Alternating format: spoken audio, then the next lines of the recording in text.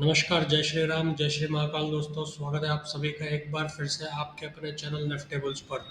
चलो बात करते हैं निफ्टी की एनालिसिस के बारे में। आज है 26 जुलाई और जैसे मैंने लास्ट वीक बताया था कि हमने एक सपोर्ट डिटरमिन किया था, वो सपोर्ट का ऑलरेडी ब्रेकडाउन आ चुका है और हम यहाँ से समझेंगे कि आगे कौन से लेवल्स इंपॉर्टेंट रहने वाले हैं और किस तरह की मूवमेंट हमको एक्सपेक्ट करने को मिल सकती है। चैनल पर अगर अभी तक नए हो तो इसको सब्सक्राइब करके बेल नोटिफिकेशन ऑन कर लो ताकि आपकी लर्निंग रुक ना जाए। चलिए चलते हैं सीधा चार्ट पर और एनालिसिस को समझते हैं कि यहाँ पर हमको क्या दिख रहा है। सबसे पहले अगर मैं बात करूँ तो जो प्रीवियस सपोर्ट था उसका हमने ऑलरेडी ये वीक में ब्रेकडाउन देख लिया है। ये डेली चार्ट का टाइम फ्रेम है और ये बीच में अगर आप जो तीन लाइंस देख रहे हो तो ये है 50 EMA, ये है 100 EMA और ये है 200 EMA। हम ऑलरेडी 50 EMA को क्रॉस करके ब्रीच करके नीचे की साइड पे क्लोज कर चुके हैं। हमारा अगला टारगेट सेल साइड पर जो होने वाला है वो है 24,580 के लेवल्स के आसपास, जो कि एक अहम सपोर्ट भी है। पिछला सपोर्ट अगर आप चेक करोगे तो वो यहाँ पर ऑलमोस्ट हमने 24,800 की रेंज में सपोर्ट लिया है और यहाँ पर हमारा जो सपोर्ट अभी नेक्स्ट क्रिएट हो रहा है वो एग्जैक्ट 100 EMA के आसपास आ रहा है, जो कि है 24,580 की रेंज में। हम वहाँ तक जाके निफ्टी में क्या रिएक्शन देख रहे हैं वो इम्पोर्टेंट है। हमको एक बार के लिए यहाँ से वो रीटेस्ट लेवल वापस से ज़रूर मिल सकता है, पर मार्केट जो है वो मेरे हिसाब से सेल ऑन राइज का पैटर्न फॉलो करेगा।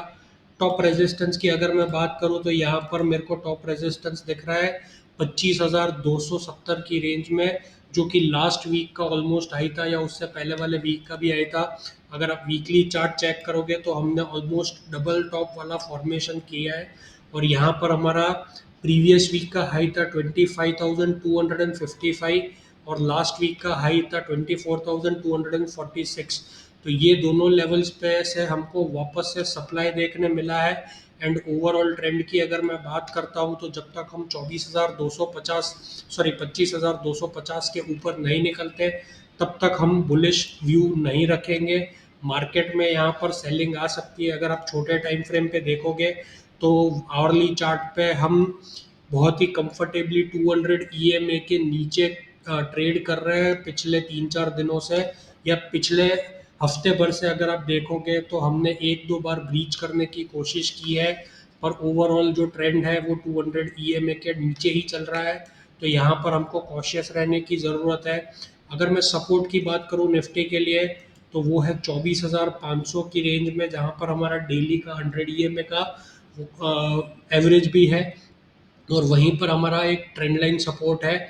अगर आप हॉरिजॉन्टल ट्रेंड्स की बात करोगे तो यहाँ पर आपको वो ट्रेंड जो है वो पहले जो रेजिस्टेंस का काम कर रहा था वो अभी सपोर्ट का काम कर रहा है। आप क्लियरली यहाँ पे देख पा रहे होंगे कि पहले यहाँ पे हमने रेजिस्टेंस क्रिएट किया था जहाँ से हमने फॉल लिया था ऑलमोस्ट 1,000 पॉइंट्स के ऊपर का, 1,500 पॉइंट का, और वहाँ से उसके बाद जैसे ही ये ब्रीच हुआ तो it is acting as a support.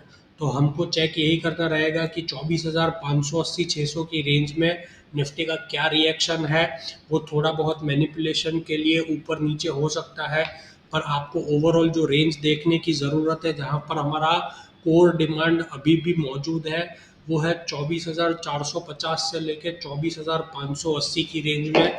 अगर यहाँ पर हमको कोई भी डिमांड साइड का पुल देखने को मिल रहा है तो हम ऊपर के लेवल्स को ट्रेड आराम से कर सकते हैं। अगर मैं डेली टाइम फ्रेम की बात करूं तो ये जो चार्ट पे ब्रेकडाउन देखने को मिला है तो हमको यहाँ पर एक रीटेस्ट नेक्स्ट वीक में पॉसिबल है, पर ओवरऑल ट्रेंड जो है वो मेरे हिसाब से अगर डाउनवर्ड है तो कुछ इस तरह का मूव हमको आने वाले डेज में देखने को मिलेगा कि मार्केट यहाँ से रिएक्ट करके वापस एक बार 25,000 25,150 की रेंज तक जाएगा और वहाँ से वापस सेलिंग अगर आती है तो हमको एक्सपेक्ट करना पड़ेगा कि हम 24,500 या फिर 24,100 के लेवल्स तक भी हम जा सकते हैं।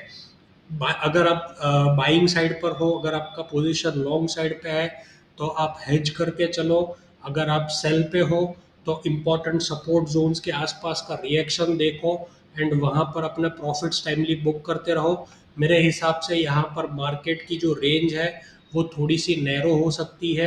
अगर हम इंडिया विक्स की बात करें तो it has already crossed about 10, जो पहले लास्ट वीक में 10 के नीचे आने की कोशिश कर रहा था, तो वो वापस वॉलेटिलिटी हमको यहाँ पर इंक्रीज दिख रही है।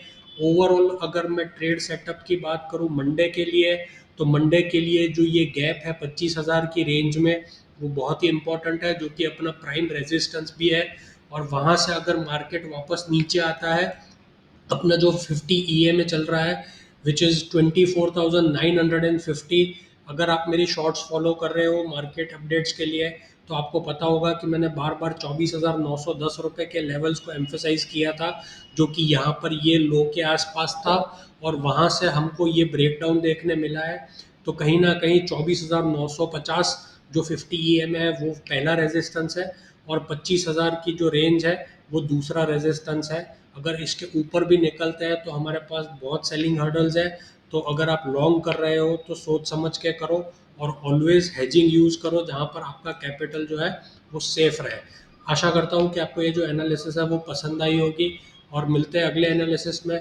तब तक के लिए जय श्री राम, जय श्री महाकाल, हैप्पी इन्वेस्टिंग।